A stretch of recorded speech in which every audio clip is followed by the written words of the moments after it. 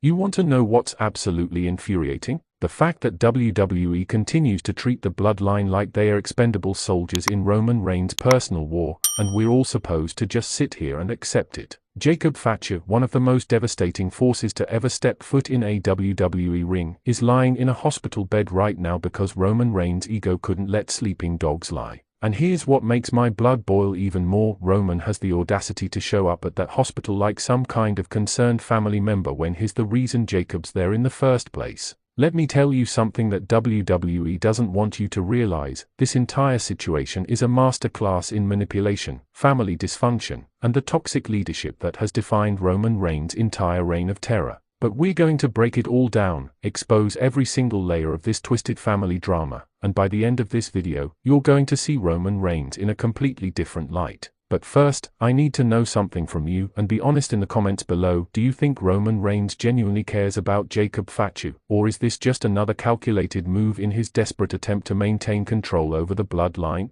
Drop your thoughts below because this question is more important than you might think. Let's rewind to Friday Night SmackDown, and oh boy, what an absolute warzone that was. The tension has been building for weeks, actually, scratch that, it's been building for months. Ever since Solo Sikoa started making power moves and positioning himself as the new tribal chief, we all knew this family implosion was inevitable. But nobody, and I mean nobody, expected it to get this violent, this personal, this quickly. Jacob Fatu walked into SmackDown that night as Solo Sikoa's enforcer, his most trusted weapon, the man who's been absolutely decimating everyone put in front of him. This guy has been unstoppable, and that's not hyperbole. Jacob Fatu has been throwing bodies around like they are nothing, hitting those devastating moonsaults that defy the laws of physics for a man his size, and establishing himself as the most dangerous member of this new Bloodline iteration. He's been Solo's ace in the hole, his insurance policy, his statement that this new regime isn't just legitimate, it's superior.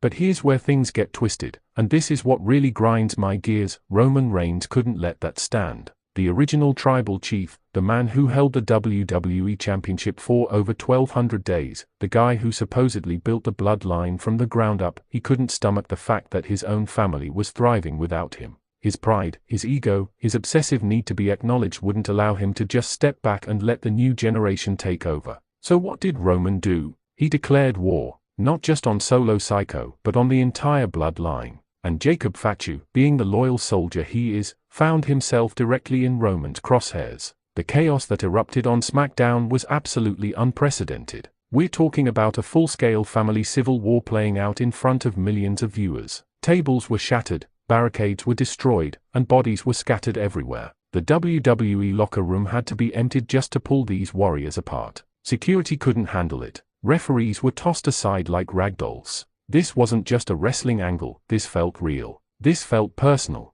This felt like genuine hatred bubbling to the surface. And right in the middle of all that carnage, Jacob Fatu took a beating that would hospitalize most men for months. We're talking about chair shots that echoed through the arena, spears through barricades, Superman punches that would knock out a heavyweight boxer. Roman Reigns unleashed absolute hell on Jacob Fatu, and whether you want to admit it or not, it was personal. Roman wasn't just trying to win a fight, he was trying to send a message. He was trying to prove that nobody, and I mean nobody, can replace him as the tribal chief. Here's a question I want you to really think about, and drop your answer in the comments: was Roman Reigns justified in his attack on Jacob Fatu, or did he cross a line that you can't come back from? Because this is where the story gets really complicated. Fast forward to the aftermath. The SmackDown goes off the air, the cameras stop rolling, and the WWE Universe is left in absolute shock at what they just witnessed. Social media explodes with reactions. Some people are calling Roman a savage, others are saying he did what he had to do.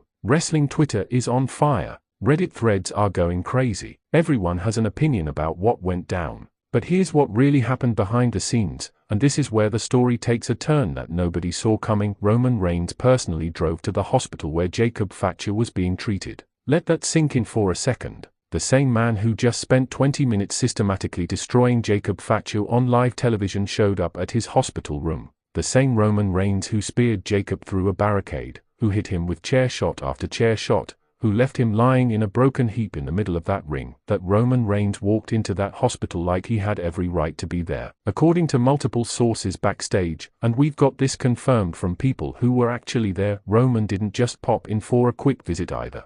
He was there for over an hour. Security had to clear the area. WWE officials were on high alert because they didn't know if this was going to turn into round 2 of the battle from SmackDown. The tension was so thick you could cut it with a knife. Now here's where this gets absolutely fascinating from a storytelling perspective, and this is why the Bloodline saga continues to be the most compelling story in all of professional wrestling. What exactly did Roman say to Jacob Fatu in that hospital room? We don't have confirmed reports of the exact conversation. WWE is keeping that information locked down tighter than Fort Knox, but we can piece together what likely went down based on eyewitness accounts and the historical pattern of Roman's behavior throughout this entire Bloodline saga. Think about who Roman Reigns has been for the past few years. He's not just a wrestler, he's a manipulator, a strategist, a man who understands psychology and family dynamics better than anyone in the business. Roman knows exactly how to press buttons, how to exploit emotions, how to make people question their loyalties.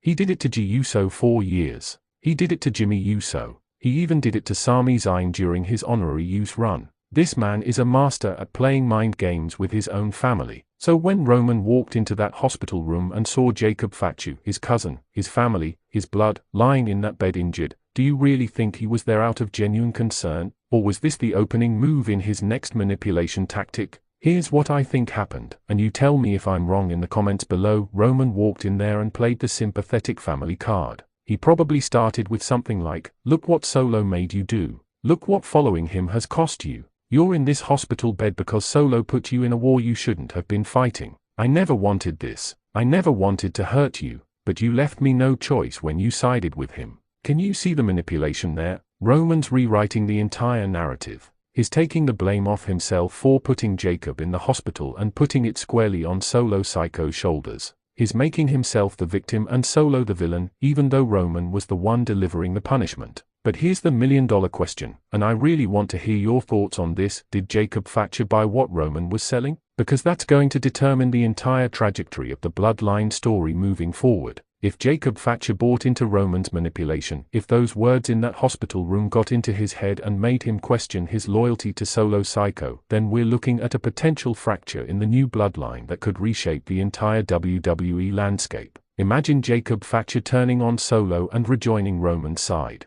The shockwaves from that betrayal would be absolutely seismic. But if Jacob saw through Roman's games, if he recognized the manipulation for what it was and doubled down on his loyalty to Solo, then Roman just made his situation significantly worse. He showed weakness by coming to that hospital. He showed that despite all his talk about being the tribal chief, he's actually desperate to rebuild his family and his power base. Let me throw another question at you because this is crucial. Do you think WWE should have shown us this hospital confrontation on camera, or does keeping it mysterious make the story better? Sound off in the comments with your take. The bigger picture here is absolutely fascinating. What we're witnessing is the complete deconstruction of Roman Reigns' empire. For over 3 years, he stood at the top of WWE as an unbeatable god among men, the tribal chief, the head of the table, the man who unified the WWE Championship and Universal Championship, the guy who beat John Cena, Brock Lesnar, Edge, and literally every top name in the business. But empires always fall. History teaches us that.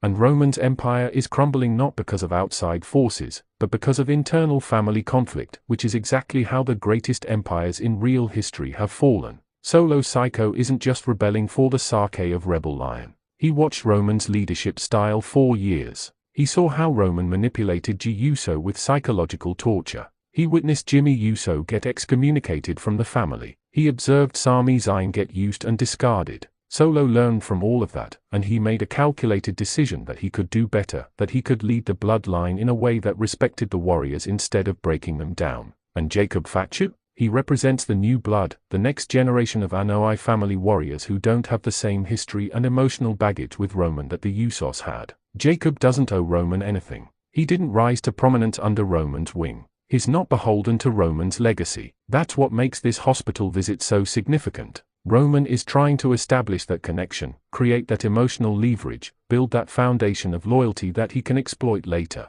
Because Roman Reigns without the Bloodline isn't really Roman Reigns at all, and he knows it. The SmackDown attack was about dominance and sending a message. But the hospital visit? That was about something far more strategic and long-term. That was Roman planting seeds for the future, positioning himself for the inevitable moment when he tries to reclaim his throne as the true tribal chief. So here's my final question for you, and this is the big one. After everything that happened, the brutal attack on SmackDown and the mysterious hospital visit, whose side are you on? Are you Team Roman Reigns, the original tribal chief trying to restore order to his family? Or are you Team Solo Sikoa and Jacob Fatu, the new generation fighting to establish their own legacy? Let me know in the comments, and make sure you explain your reasoning, because I'm genuinely curious where the WWE Universe stands on this family civil war. This story is far from over. In fact, this hospital visit might be the beginning of the most intense chapter yet. Whether Jacob Fatu stays loyal to Solo or gets manipulated back into Roman's orbit will determine the future of the bloodline,